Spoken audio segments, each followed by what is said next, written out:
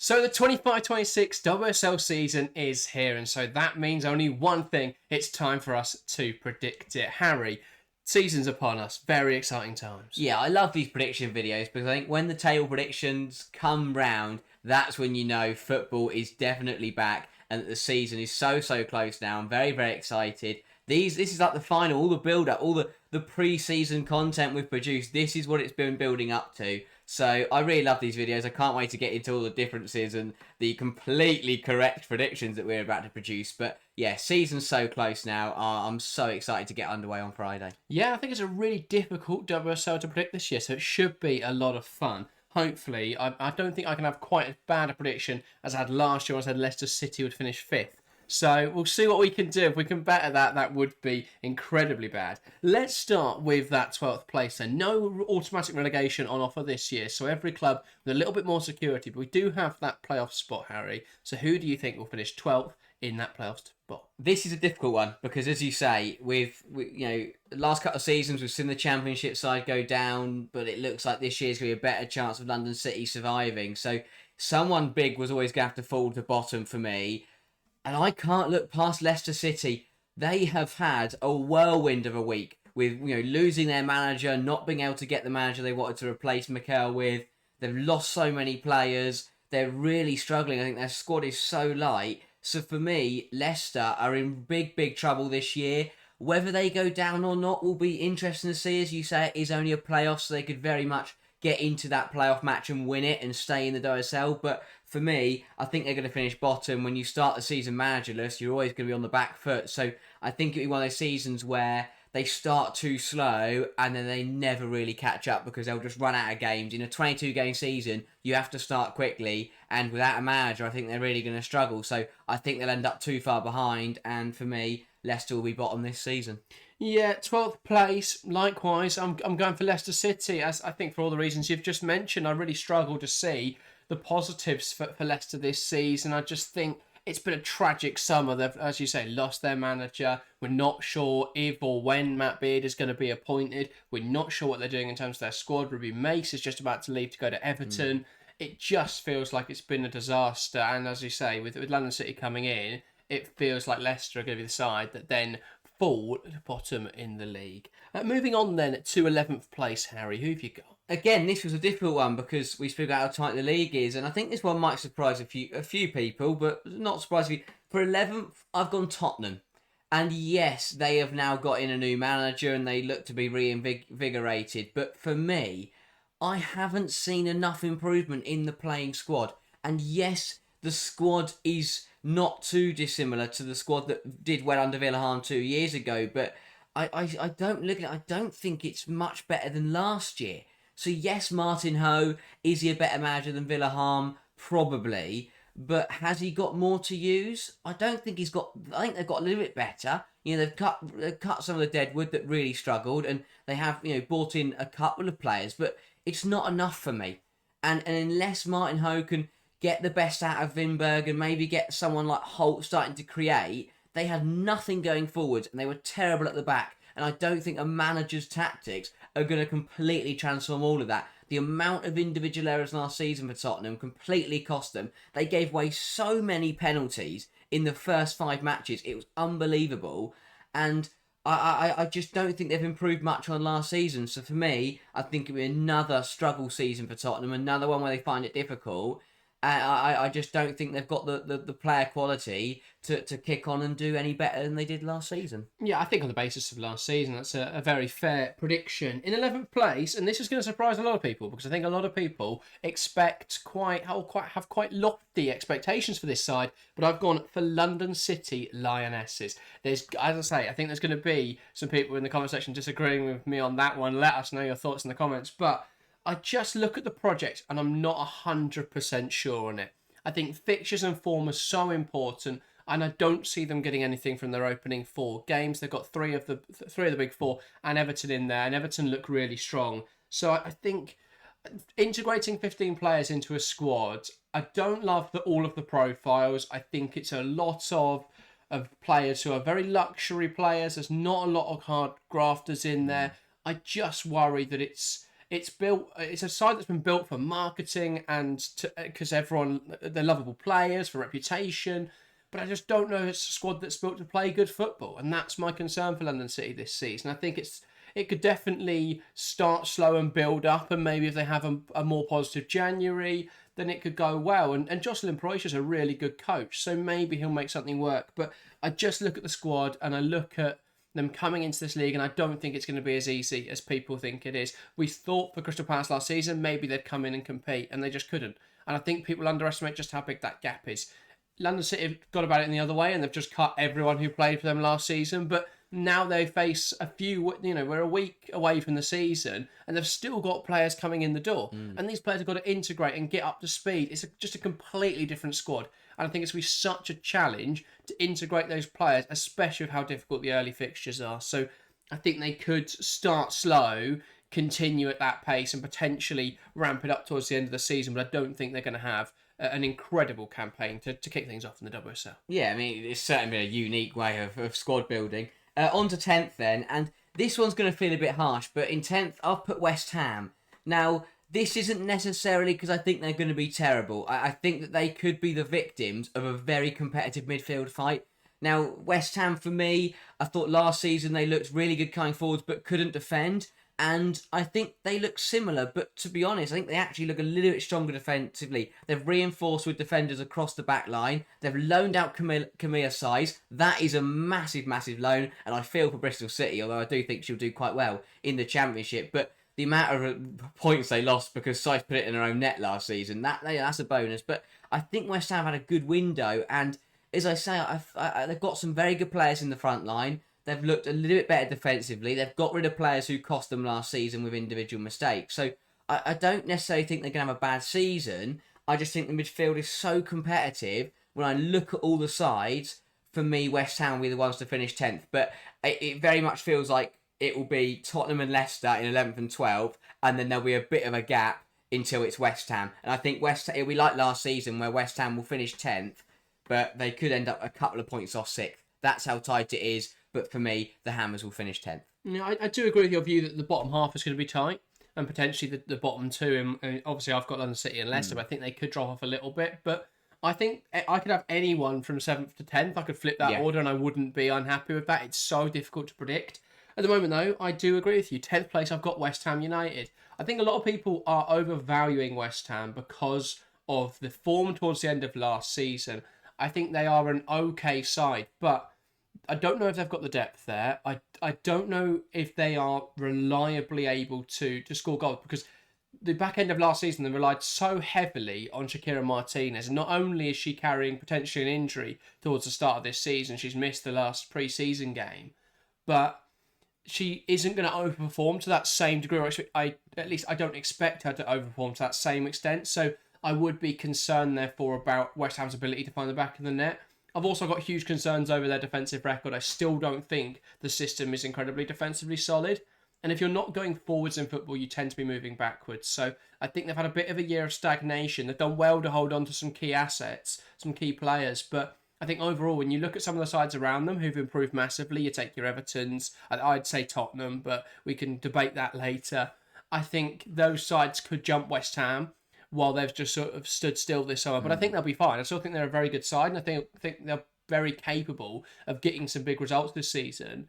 When it comes to a 22-game calendar, are they going to be able to compete in the same way other teams do? I'm not sure if they're going to have that consistency. So, therefore, I agree with them in 10th. In 9th place, then, I've gone for London City Lionesses. And again, I see the same problems occurring that you mentioned earlier, where it's not going to work immediately. I think that it will take time to click. It will take time for the tactics to work. You can't just buy a new team and come into the league and waltz it. You know, people think that they're going to finish best of the rest or come in and fire up the league and beat some teams that have been in the WSL for ages. That won't happen. Football doesn't work like that. You can't just buy new teams and win everything. And I think that it will work at some point. That's why I put them in 9th, because although I can see a very slow start to the season and them struggling from the off, I think it will click at some point over the campaign and they will get things to work because the players are good enough to get results and compete at this level. It's just about how it's going to work tactically. once they get it right tactically and once they manage to work out who's best in what position and what role, they'll start to play really good football.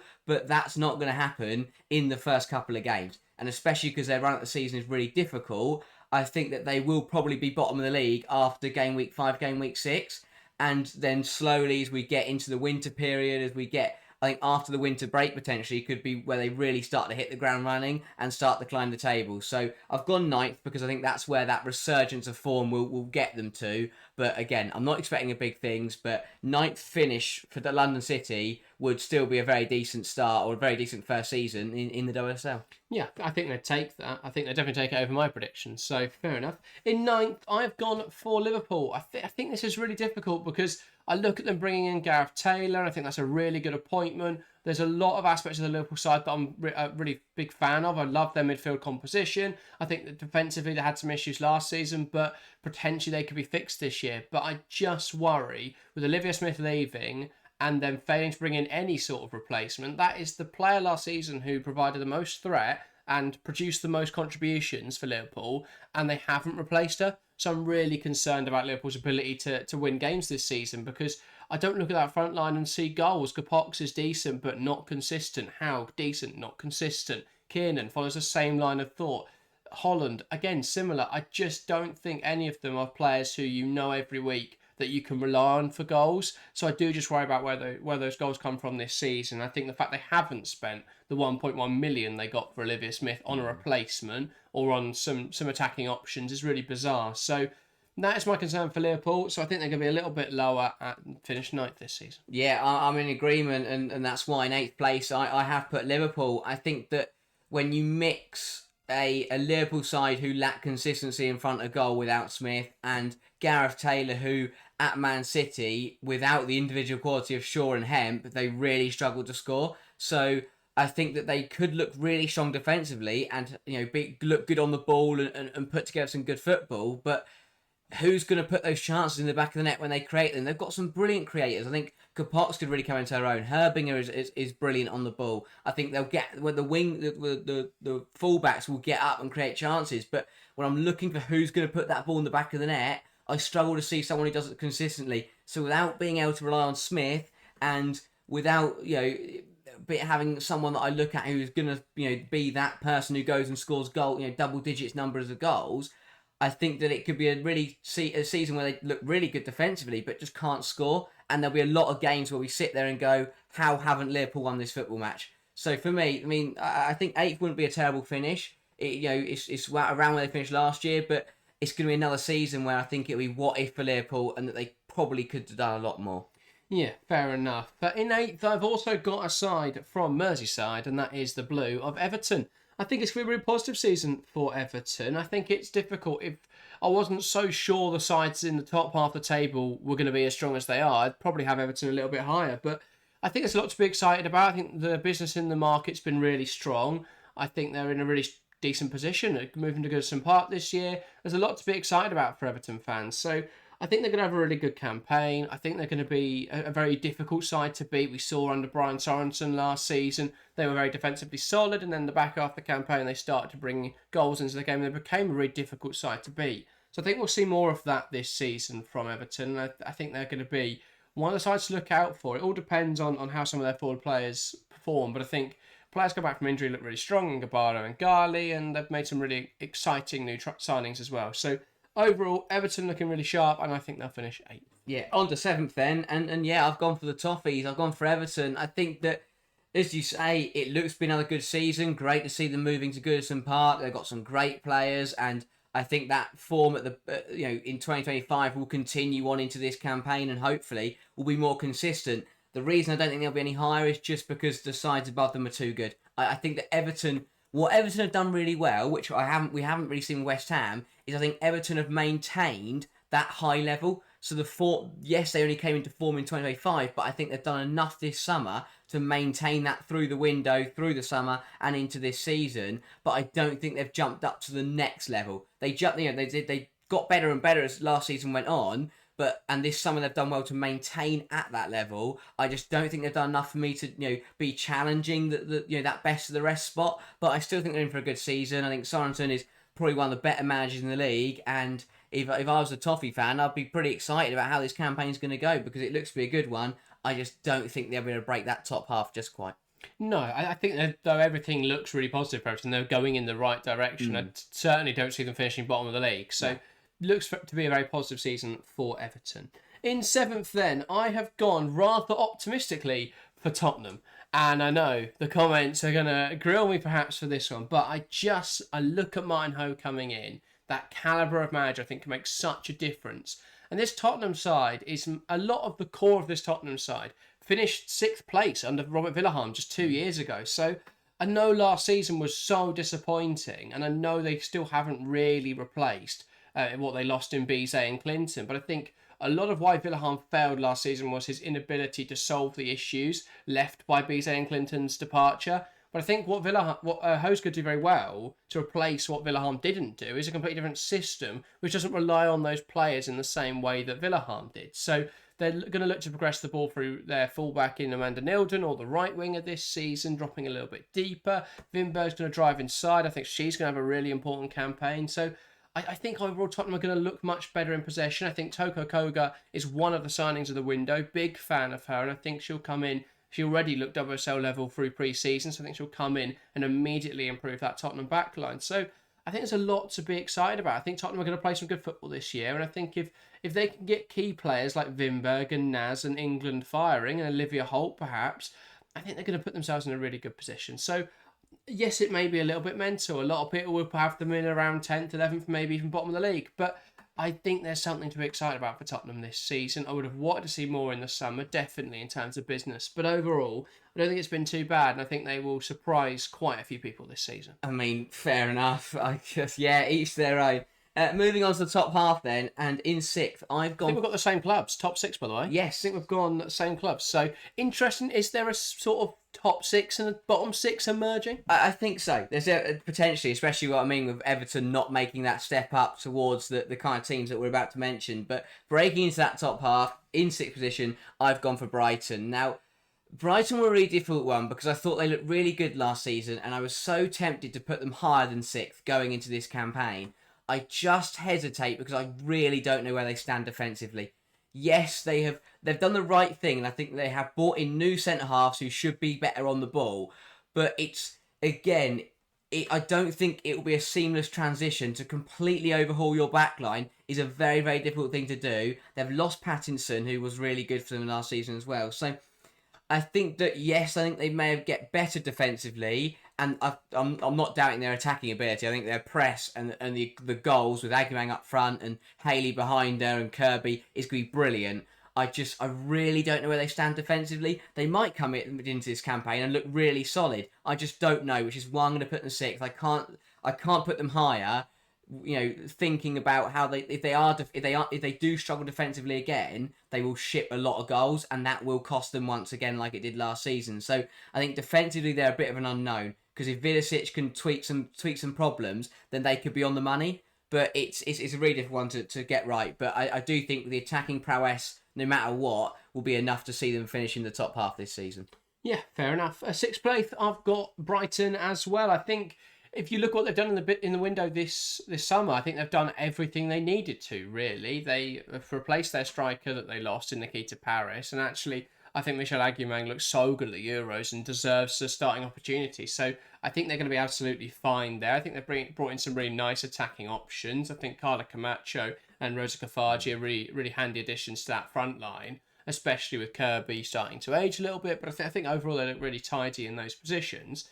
And then the back line, the problem they had last season, and people always spoke about Brighton being defensively fragile, but the problem they had was building out from the back. But that was because they had players who weren't accustomed to doing that.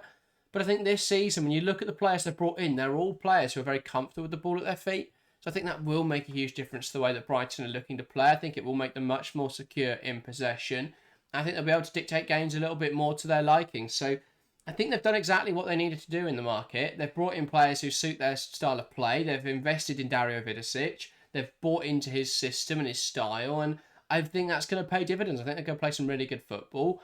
My only concern is that last season they still lost to those very direct teams. And I think if they still get caught out playing quite a high line, and they still struggle to break down low blocks, then we could see some issues in those regards, and perhaps they'll drop some stupid points, like in games against West Ham, who are able to absorb a lot of pressure defensively and then break away quickly on the counter. They're the sort of games they really struggled with. But I think if Brighton can continue to be consistent and then or find some consistency, as well as those performances where they are really good against the top sides, I think they'll put themselves in a really good position. But you can't doubt how drastic the drop-off was and how concerning that has to look. But I think the signings they've made do remedy that somewhat. On to fifth then, and well, for me, this is the team to watch out for in the WSL this season. In fifth, I've gone for Aston Villa.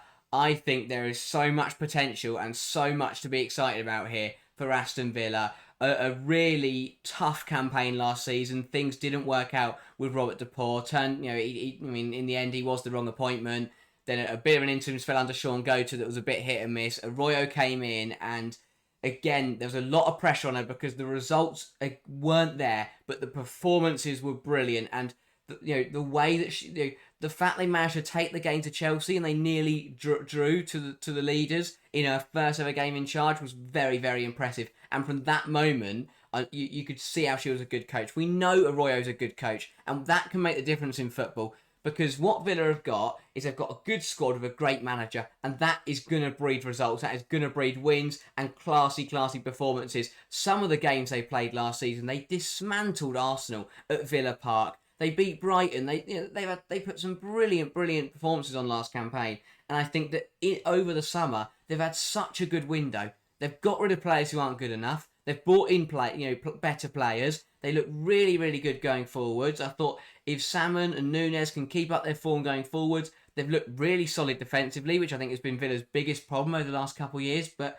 for me, there are so many good things going on at Aston Villa right now. If they get it right, and I think they will, and if they keep playing the football that we know they can play, I think they're going to have a great season. So fifth for me, because Arroyo with a good squad, some talented players, I think they could make some real waves in the league this season.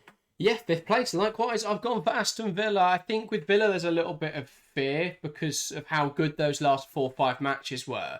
That was just a good purple patch. But as you say, those performances beforehand showed that Arroyo was a good coach, showed that Villa had the minerals to perform. And the fact they finished 6th in the end in a season where they were so poor cements to me that they are a side who are able to compete regularly for top half. I think throughout this summer they've made some fantastic additions. Some of the areas I think they struggled in last season was goalkeeper, where Sabrina D'Angelo perhaps wasn't at the standard. They've brought in Ellie Roebuck, who if she can rekindle or refine that level from a few years ago, she's a top goalkeeper. So that's a fantastic addition. Lynn Vilms, one of the best right backs in world football, or one of the best young right backs in world football. I think she's going to be hugely important for how they want to play this season. They're aggressive wing backs. Lynn Vilms is perfect for that. I think they've done some really good business. Jill Bijing's coming in on a permanent, really nice signing. Improvements in depth across the board, really. I'm a huge fan of what Villa have done this summer, and I think they've put themselves in a really strong position now to head into the season. So, yeah, 5th place. I do worry that... I could have easily had, the other way around with Villa and Brighton. Brighton 5th again, Villa 6th again. But I flipped them around to be a little bit more interesting, and you followed suit as well. So, yes. Yeah, I think Villa have probably had a slightly more settled summer, which perhaps could lead to them having a better early season form and getting that jump on Brighton. But I think those two are going to be really close, where they're probably not quite able to fight with the big four yet. But I think they're just a little bit above that bottom half fight, whereas I think those sides in the bottom 6 are probably going to regularly take points off each other. I think Brighton and Villa should be beating those sides consistently. So...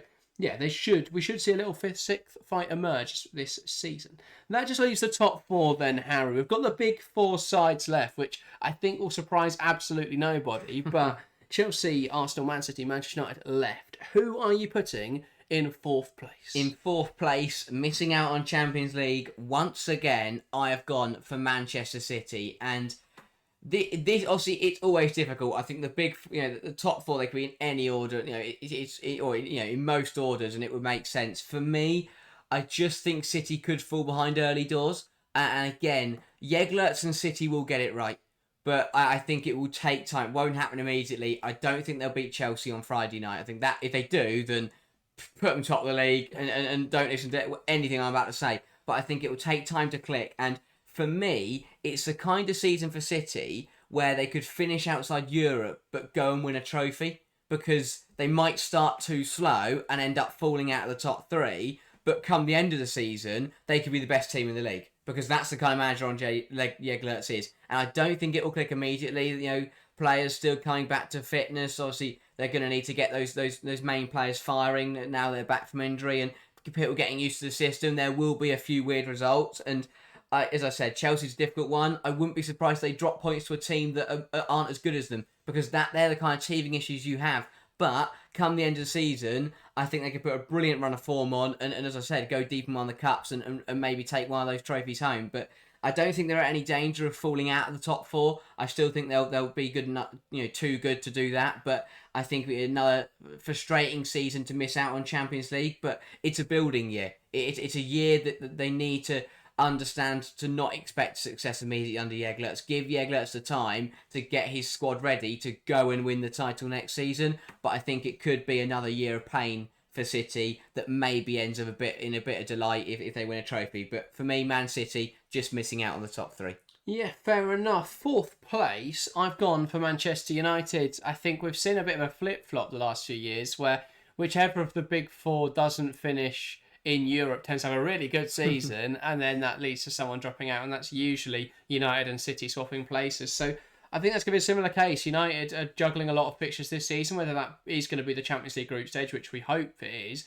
But if they do lose to Brown, they'll have Europa Cup anyway. So there's going to be Europe of some form. And I think if it is the Europa Cup, especially if it's the Europa Cup, they're going to want to win that competition. It's a huge opportunity for United and Mark Skinner. And then they could get Champions League football potentially that way. I'm not sure don't even know if UEFA know how that works. But potentially they could get Champions League football that way. So I think they'll focus their eggs on that basket. I think that the squad is very light. And if they're playing in a lot of competitions this season, that could be a bit of a problem for United. So I think this will be another one of those seasons where they just have a slight drop-off. They may lose Grace Clinton before the window slams shut. Again, we're recording this 4 days before the end of the transfer window. If Clinton does leave, that again weakens them in terms of their rotation side. So I do just worry their squad's, again, too thin. We saw it with City last season where they couldn't balance all the competitions and their squad sacrificed. I think City this season, now they've got their players back, will be really strong again. But I think with United, if they do get a few injuries this season, with the number of games that they're playing, you would expect that they could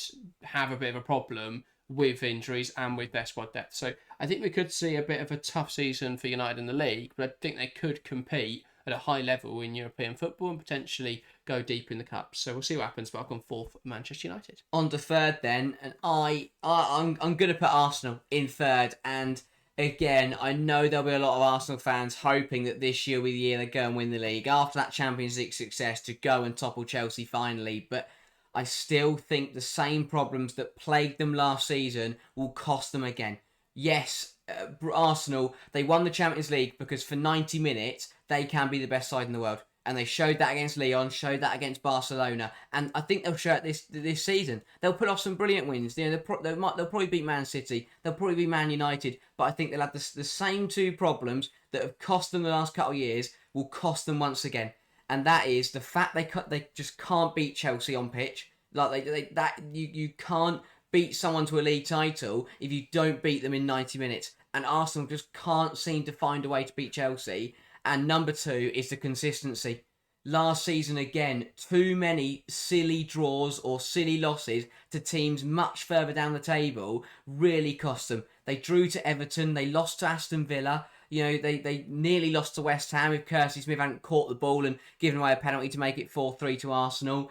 It's results like that, which means for me, I just don't think they'll win the league again. They drew to Liverpool in there as well at some point. They drew to Brighton. There were so many draws and losses to sides in the bottom half that's why they didn't win the league last season. I think it'll be the same problems again. They've got some brilliant players. Smith is a brilliant signing, but I still think Slagers is growing as a coach and isn't quite there yet with the likes of Bonpastor.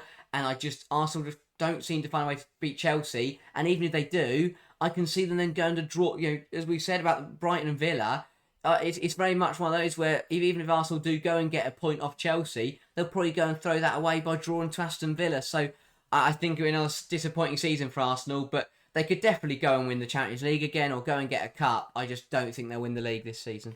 Yeah, I've third place. I've got Arsenal for many of the same reasons you've mentioned there. I think Arsenal there's some structural issues with Slagers. which is expected. She's a young manager. There's still a little bit of a problem with adaptability. I don't think they're very flexible in games, and I don't think that Slagers is particularly pragmatic yet, which is expected. She's a young coach. I think Arsenal's last season was phenomenal. There is no denying that at all. But the problem I have is that Arsenal are very fortunate on a number of aspects. Last season, injuries for me was a big one. They barely picked up a long-term injury. Victoria Pelova being the only one in the campaign, I believe. They had a few knocks here and there, and a few players miss a month or a few weeks, but they didn't have many, like they had a few years ago where they had that pile up of huge injuries that cost them. They didn't have many huge injuries last season. You're already seeing coming into this campaign, Leah Williamson expected to miss the first month of action. I think that significantly weakens their backline. Now, they might be all right because they've got London City in the opening day, and I think their fixture list is fairly kind to start the season. But I think if they are going to compete on all fronts again, I worry about that squad depth. I still look at a lot of their players on the bench and wonder how they're still there and wonder how they haven't done more in the window. I think Olivia Smith's a fantastic addition, but all of their budget on a wide player when that wasn't their biggest problem, it's great. Like, she's a great signing. She's going to be a brilliant player, and it's going to be good for the next few years. But I don't think they've thought about the whole squad, and I think there's still some glaring weaknesses. So, yeah, very good first 11. Very similar to Man City in that regard. But I think when you're competing across all competitions, I don't think the squad is there. So I would be concerned about that for Arsenal. Am I doing second place? Am I doing champions? Oh, do second place. Do second place. Save the champion. Okay, in second, I've gone for Manchester United. I think that for United, personally, this will be the closest I think they'll come to winning the league. I really think that this season could be a very, very good year for United. I know you say about the competitions and things, but I think Mark Skinner, personally, will prioritise the league over everything else because of that vendetta against Chelsea and the fact that he just wants to beat them at least once. But I just think tactically, Skinner, for me, in terms of history and pedigree, I think Jeglerts and Bonpastor are better than him tactically. But in terms of how his team know he wants to play, I think bar Chelsea and Bonpastor, Skinner and United are right there. They completely dismantled Man City last season purely because of Skinner's tactical brilliance and the way his side executed it. And if they can do that more, then I think they could be on the money. Last season, I think they still had some inconsistencies, the draw to Villa and certain results like that. But they also showed those wins where they did manage to get the victory despite being second best. You know, they managed to beat Everton match week 2. They were really poor, but Grace Clinton got them across the line. And I think that if they can do that, then they will be in a good enough position to take Chelsea all the way. I think that, again, United, they did struggle against the Blues when they played them. And that is why, again, I put them second, because similar to Arsenal, they just can't seem to find a way to beat Chelsea. But I think this year will be the closest United get. They've had a better summer. They've reinforced in positions they need. They've got players coming back from injury. I think they've got a brilliant attacking lineup, and I think they look really good. My only problem would be is that they are a bit one-dimensional. So if Skinner's tactics don't work, then they are a little bit screwed. But for me, Skinner's tactic is good enough that, you know, bar the other big 3 teams, they should beat everyone else in the league, and then it would just be those close games which I think they've got the individual quality to get them across the line. So for me, Man United in second, and I think they'll come very, very close to winning that title. Yeah, fair enough. My 1 and 2, I've been flicking in my head constantly throughout the last few days. I think both my estimations and in this prediction, because I think they both look incredibly strong. But in second place, I have gone for Manchester City. I think it's going to be very tight this season. I think that City, the way I look at it is, what don't City have now to win the title? And that is such a difficult question for me to answer, because I look at their squad across the board and I think it's very, very strong.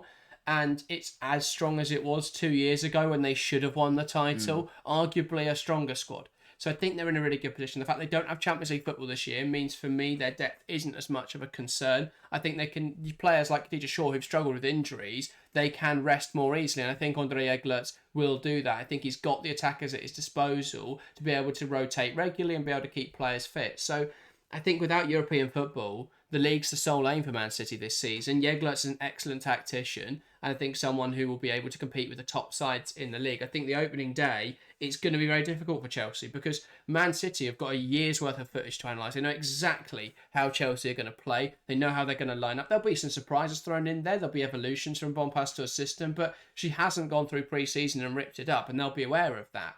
And I think that Chelsea aren't unstoppable. And I think we'll see again that City could get something on their opening day, and that does scare me as a Chelsea fan. I think City look incredibly good, and I think they will be very difficult to beat this season. So I think they're going to finish second. The only reason for that is, one, their depth. If it does come down, if there are injuries this season, I do think they're still a little bit weak in those areas. So I do have that concern. And two is their inexperience. I think there's a lot of players in that squad that are quite young now. They've definitely lowered the age profile over the last few seasons. And I've just got a slight concern that they haven't got those winning players anymore. But, they've lost Alexandra. That's a huge amount of leadership. They've lost Philippa Angeldal. That's a huge amount of leadership. Jill Roord. Over these last 2 years, they've lost a lot of key players. So I do just worry they perhaps don't have that leadership anymore. But they're still a very, very good team. I think they'll run Chelsea very close. My champions then, I'm sure you've all worked it out. It's Chelsea. I think that it's going to be a tough one for Chelsea. It won't be plain sailing. I don't think it'll be invincible. And I think Man United will take them right up to the last day of the season. But what I mentioned earlier, that Man United and Arsenal won't win the league because they can't find a way to beat Chelsea, and and those inconsistent results against teams further down the table. Chelsea have proved this. The reason why Chelsea won 6 in a row is because they do both those things. They beat the other big teams pretty, regularly, and they don't slip up very often against the sides lower down the table. And even when they did last season, it was only draws. They only drew to Leicester. They turned that around from a losing position. They turned it around. Everton was another one where they were drawing. Lauren James found a last-minute winner, and that's what Chelsea do. And I think that even if Chelsea are struggling in games and are up against it, or the amount of times Chelsea won a game where they were second best last season was people will say it's lucky, and part of it is, but it's also it's that winning mentality. Is that I think it's what makes champions is always finding a way to win. Liverpool do it best in the Premier League. Even the start of this season, they've not been good enough, but they've found a way to win because they're champions. And that's what Chelsea do best, is that when they're up against it, whether it's against a big side or someone lower down the table, they find a way to win. And yes, that isn't maintainable, but I don't think it'll be as risky as it was last season. I think there will be more convincing performance. This season it'll be more they're either brilliant and it'll be more cut and dry. It won't be Chelsea having 10 iffy performances but they manage to stay invincible. It will be they have 10. If they have that, I don't think there will be iffy performances. I think the majority of the games they will win the match pretty convincingly, or they'll lose. I don't think we'll see this hanging on or getting a bit fortunate against teams, which is why I think United will run them so close, because you can't maintain, pulling yourself out of the grave every single game. So I do think it will be close, but Chelsea, they've got the quality, they've got the manager, and they've got that knack for winning. I think they'll take it for a 7th year in a row.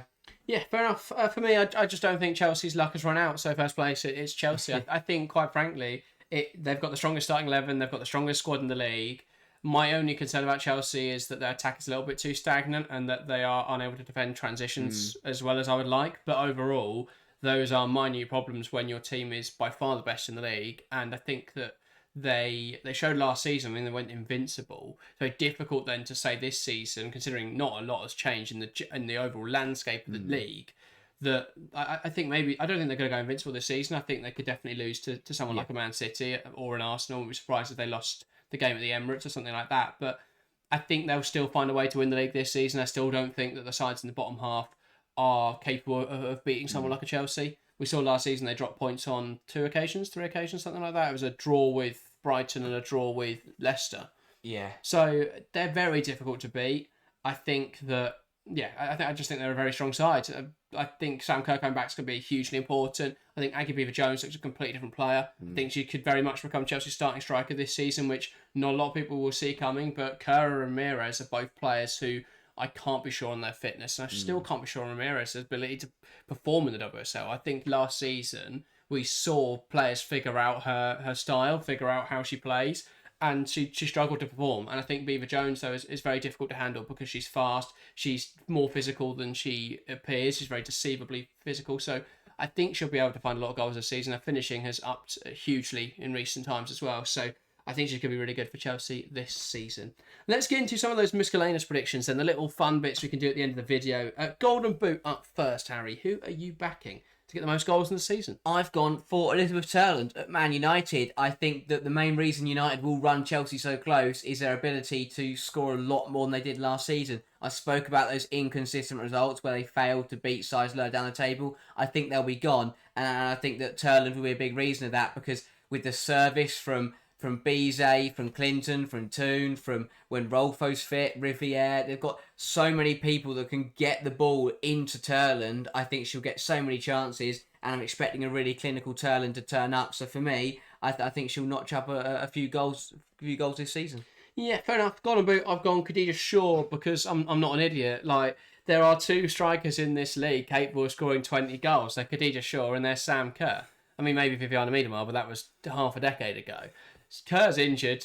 If Khadija Shaw stays fit, Sam's coming back from injury. Exactly. If she won it last season, she missed half the campaign because she scored 12 goals. Russo scored 12 goals in the whole season. And I think people just completely ignored how good Khadija Shaw was last year. But I think this season, if she stays fit for even 75% of the games, she scores 20 goals. So I think she's going to be brilliant once again. It's a no-nonsense pick, really. Impact signing, then. This is a little more opinion-based, but who do you think is going to be the most important bit of business? Well, despite Man City getting not finishing fourth, and I don't think they'll get Europe, I've gone for Iman Bene, simply because if the City system is going to work, Bene is going to be one of the most useful players in that system, and I think that she could put some really good offensive contributions together. And as you say, if she's crossing the ball towards Khadija Shaw, her assists will skyrocket. So I simply think that I spoke about seeing that Man City form turn around. I think that will see a brilliant arc from Bene, and I think she could be in for a really good season because she gives City exactly what they need on that right-hand side. Yeah, fair enough. Impact signing, I've gone Lynn Vilms. Again, I've raved about her all summer, really. It's a fantastic bit of business. It's exactly what Aston Villa need on that right-hand side. Someone can go back and forward, brilliantly creative, but it's going to offer more defensive security than someone like Chastity Grant. And so, yeah, exactly what they need. It's a perfect bit of business. Yeah. So, easy one. On to the next one, which is a player to watch for next season. Someone who perhaps didn't have the best last season is going to step up in 25-26, or had some promising glimpses but wasn't perfect. You think it's going to take their game to a new level. Who are you going for? Yeah, I'm keeping up the Aston Villa praise. I've gone for Ebony Salmon, and yes, I think last season she had a good season because of that Villa purple patch. She was absolutely brilliant in those last 4 or 5 games, but I think the one thing Salmon's lacked in the last couple seasons is that consistency. But I think that, for me, is something that could really come into her game. If Villa are going to climb up the table, Salmon is going to need to be able to be consistent over a 22-game season. So I'll definitely watch out for her, because I'll speak about that Golden Boot, that top goal scorer race. I think she'll definitely be up there, getting into double digits and helping Villa climb right up the table. Yeah, fair enough. Player to watch for me is Matilda Wimberg. I think I may have said Matilda Wimberg last year. That didn't happen, but I think this year, in the role that she's... I'm just going to keep saying her because she's an incredible player. Eventually, she's got to perform. So, yeah, I think in the role that she's going to play under Martin Ho this season, there's going to be a much greater reliance on her to score goals. And I think they're looking for someone to relieve the burden of Beth England. And if you can add to Beth England's goals, because she scored like 80% of Tottenham's goals last season, but she still did really well. But if you can add someone that's also getting a few contributions in there, then Tottenham will become a much better side. So I think Wimberg will perform very well, and I think she'll be key to Tottenham dragging themselves up the league. Then we've got a manager to watch. Which manager do you think is going to be the most important this season? Are you going for Mark Skinner, considering you've got United in a title fight? I think Mark Skinner is an honourable mention, because I do think that he will be the main part of the reason why United are going to get so close to Chelsea. But no, I'm keeping up the praise and the expectation on Aston Villa to do well, and I've gone for Natalia Arroyo. I just think that yes, again, I think most people know she's a very, very good tactician, but because of the lack of results, I think there's a lot of doubt was around her, especially when she first came in and they didn't get many results, and obviously they lost to Crystal Palace, and Villa did look like they were going to go down. They turned it around towards the end of the season. I think that got more people on Arroyo's side. But again, I think that this season, Villa and Arroyo will show how good she is tactically. I think she's one of the best in the league. She was absolutely brilliant at Sociedad, and if she can get her side ticking, then yeah, again, manager to watch for me, because she's a type of coach that can turn a good squad into a brilliant, brilliant team. Yeah, I do broadly agree. I think Arroyo's going to be very good this season. I had her in my suggestions. I had Martin Ho in there as an option as well, and perhaps he could have been in here because I'm putting Tottenham 7th. He must do something incredible. But I'm going to say Andre Eglert. I think City's play style is going to be very fun to watch this year, and I think they're going to be a very difficult side to beat, as I've mentioned. I think they're going to be defensively solid. I think they're going to score a lot of goals. They've got some great attacking players, and I think that if Jeglerts can unlock them all to their full potential, they're just going to score 3-4 goals every match. So I think they're going to be really fun to watch. I think Jeglerts are going to do very well. And yeah, I'm intrigued to see what system they're going to play. But I think if they use a 3-back, that could be very exciting. If they don't, that could be very interesting. Yeah, I think they could be very good, Man City, and I think Jeglerts will be a large part of that. But those are our predictions. I hope you have enjoyed. Now it's your opportunity to get involved. Tomorrow we're going to be recording a video where we do a video looking at your predictions. So if you want to get involved in that, head on over to the community tab or get involved in the comments below. Let us know your rogue predictions for this season. You can give us your full predictions. We want a little sentence saying something mental you think is going to happen this season, or one of those sort of bold takes, like we've done hot takes in the past, that sort of thing. Get involved in the comments below for a chance to feature in the video. That'll be dropping on Wednesday, so look out for that.